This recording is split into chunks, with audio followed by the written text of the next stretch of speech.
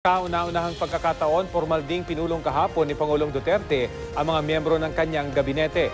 Maraming bilin si Duterte sa mga bagong kalihim, kabilang na ang pagbabawal sa special treatment. Balitang hatid ni Marie Zumali.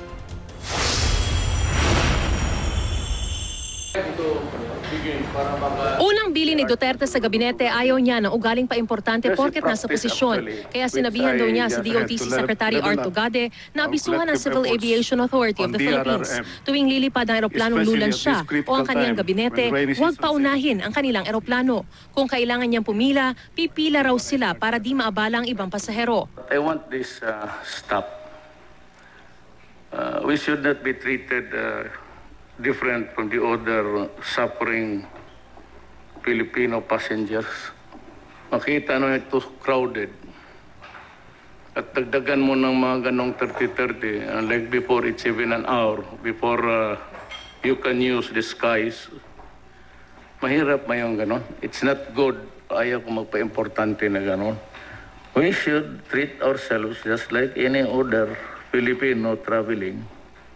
At tulad ng sinabi niya sa kanyang inaugural address, sinabi ni President Rodi na ayusin ang proseso sa mga tanggapan ng gobyerno, ayusin ang listahan ng mga requirement at bawasan ang mga kailangan lagda.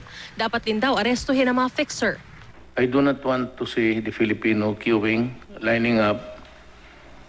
If there's a particular office or agency, they should be given a shopping list if they are ignorant or does not know anything. Then after completion, they would go there to submit the application or clearance. Utos din ni Duterte kay Secretary Tugade na gamitin ang Clark Airport sa ibang domestic airport para di raw siksikan sa NAIA. Inutusan din ni Duterte ang PAGCOR Chairman Andrea Domingo. I would suggest that sometime soon,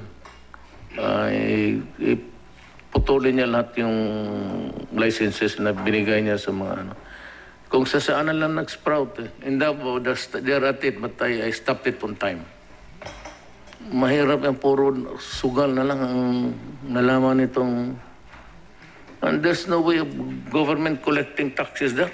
Inulit din ni Duterte ang kaniyang planong magtatag ng isang ahensyang tututok sa mga overseas Filipino workers at ang pagtatayo ng 24-hour complaint office para direktang makapagsumbong sa kanya ang taong bayan.